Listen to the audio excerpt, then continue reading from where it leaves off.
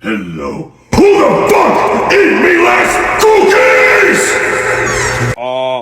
To be honest, Cookie Monster, I think it was Big Bird. Are you kidding me, Grover? No, I don't even eat cookies. I only eat birdseed.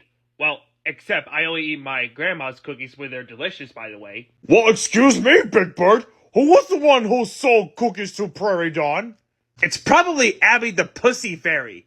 Oh, I'm sorry, Big Bird. Does your mom make you cookies?